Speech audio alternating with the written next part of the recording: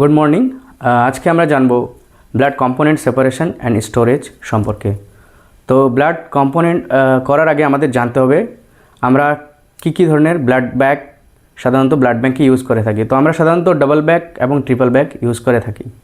তো ডাবল ব্যাগের ক্ষেত্রে আমরা দুটো ব্যাগ দেখতে পাই, ট্রিপল ব্যাগের ক্ষেত্রে তিনটে। তো ডাবল ব্যাগে কী থাকে, ডাবল ব্যাগে একটা প্রাইমারি ব্যাগ থাকে যেটাতে আমাদের অ্যান্টিকোয়াগুলেন্ট থাকে, আর একটা থাকে স্যাটেলাইট ব্যাগ। তো স্যাটেলাইট ব্যাগ কি? স্যাটেলাইট ব্যাগ হলো সেই ব্যাগ যেই ব্যাগে আমরা আমাদের আদার্স যেগুলো কম্পোনেন্ট সেপারেশন হবে লাইক প্লাজমা, প্লেটলেট, যেই ব্যাগটাতে আমরা স্টোর করব সেই ব্যাগটাকে আমরা বলবো স্যাটেলাইট ব্যাগ। তো কম্পোনেন্ট সেপারেশন করার আগে আমাদেরকে জানতে হবে কি কন্ডিশনের মধ্যে আমরা কম্পোনেন্টটা সেপারেশন করব, কত রোটেশন পার মিনিটে আমরা সেন্ট্রিফিউজ করব, টেম্পারেচার কী থাকবে। তো চলো আমরা সেগুলো জানবো। তো ডবল ব্যাগের ক্ষেত্রে আমরা সাধারণত দুটো কম্পোনেন্ট পাবো, একটা পাবো পিআরবিসি, একটা পাবো ফ্রেশ ফ্রোজেন প্লাজমা বা এফএফপি। তো আমরা কি করব, ব্লাড কালেক্ট করার পর সেই ব্লাড ব্যাগটাকে সাধারণত রুম টেম্পারেচারে আমরা 1 থেকে 2 ঘন্টা রাখবো, তারপরে আমরা পুরো প্রসেসটা শুরু করব।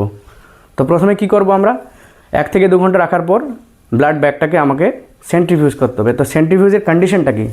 সেন্ট্রিফিউজ করব আমরা সাধারণত হার্ড স্পিনে। তো হার্ড স্পিনের আরপিএমটা কত? হার্ড স্পিনের আরপিএম সাধারণত আমরা 3500 রোটেশন পার মিনিট 15 মিনিট ধরে ঘোরাবো, ব্লাডটাকে সেন্ট্রিফিউজ করব 4 থেকে 5 ডিগ্রি সেলসিয়াস টেম্পারেচারের মধ্যে। আরেকটা আছে অপশনাল, যদি আমরা 4000 আরপিএমে সেন্ট্রিফিউজ করি ব্লাড ব্যাগকে, তো সেটা আমরা 10 মিনিটের মধ্যে কমপ্লিট করব। তো এই পুরো প্রসেসটা কমপ্লিট করার পর আমরা দুটো কম্পোনেন্ট পাবো, একটা পাবো পিআরবিসি যেটা আমরা এক্সপ্রেসার দিয়ে আলাদা করে নেব এবং আমরা সিল করব ব্যাগটাকে, আর একটাতে আমরা পাবো এফএফপি। এবার আমরা স্টোর করব কত ডিগ্রি টেম্পারেচারে?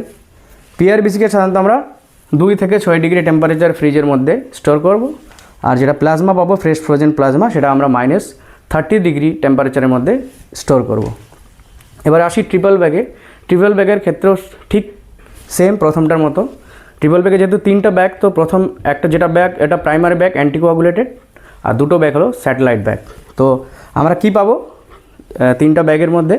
একটাতে আমরা পাবো পিআরবিসি, একটাতে আমরা পাবো প্লেটলেট কনসেন্ট্রেট, আরেকটা আমরা পাবো পিপিপি মানে প্লেটলেট পোর প্লাজমা। এই 3টা কম্পোনেন্ট আমরা পাবো ট্রিপল ব্যাগের ক্ষেত্রে।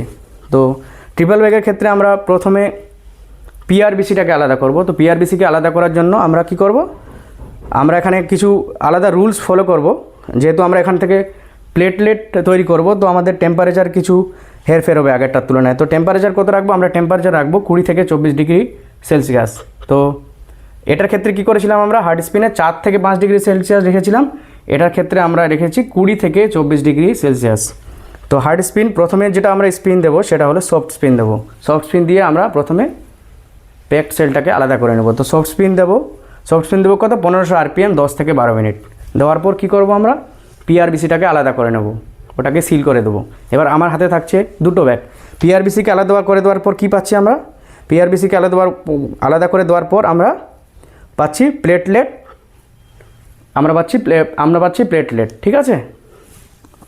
এবার কি করব, এবার আমরা হার্ড স্পিনে ঘোরাবো 3500 আরপিএমে 10 থেকে 15 মিনিট 20 থেকে 24 ডিগ্রি সেন্টিগ্রেডের মধ্যে। তো কী পাবো আমরা? প্রথমে হার্ড স্পিন দেওয়ার পর প্রথমে আমরা সফট স্পিন দিয়েছি, সফট স্পিন দিয়ে পিআরবিসিটাকে আলাদা করে দিয়েছি। তারপর কি করব, আমরা হার্ড স্পিন দেবো। হার্ড স্পিন দিয়ে আমরা কী পাবো? হার্ড স্পিনে আমরা পাবো ওপরের দিকে পাবো আমরা প্লেটলেট কনসেন্ট্রেট, আর নিচের দিকে আমরা পাবো পিপিপি মানে প্লেটলেট পোর প্লাজমা।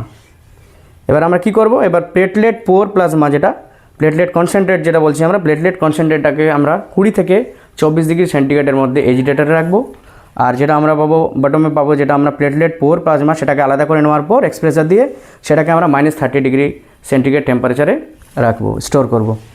তো এবার আমরা জানবো এই কম্পোনেন্টগুলো কাজ কি, কোথায় আমরা ব্যবহার করি। তো হোল ব্লাড যেটা আমরা পাই পিআরবিসি সেটা আমরা অ্যাকিউট ব্লাড লসের ক্ষেত্রে ইউজ করি বা অ্যানিমিয়ার ক্ষেত্রে ইউজ করি। যেটা পাই প্লেটলেট রিচ প্লাজমা সেটা আমরা কী করি, সেটা ফাংশনাল অর কোয়ান্টিটিভ প্লেটলেট ডিফেক্টসের ক্ষেত্রে আমরা পিআরপি ইউজ করে থাকি। এফএপি ফ্রেশ ফ্রোজেন প্লাজমা আমরা কথা ইউজ করে থাকি। ফ্রেশ ফ্রোজেন প্লাজমা আমরা কোয়াগুলেশন ডিসঅর্ডারের ক্ষেত্রে ইউজ করে থাকি, ফ্যাক্টর 5 ফ্যাক্টর 11 ডেফিসিয়েন্সির ক্ষেত্রেও ব্যবহার করে থাকি। আর একটা পাচ্ছি পিপিপি মানে প্লেটলেট পুয়ার প্লাজমা। তো এটাতে আমাদের এটাতে আমাদের কি ফ্যাক্টর খুব কম পরিমাণে থাকে প্লেটলেট পুয়ার প্লাজমাতে। তো আমরা এটা কিসের কাজে ইউজ করি? এটা আমরা prevent wound or healing and clotting factor disorder এই সমস্ত কন্ডিশনের ক্ষেত্রে ইউজ করে থাকি।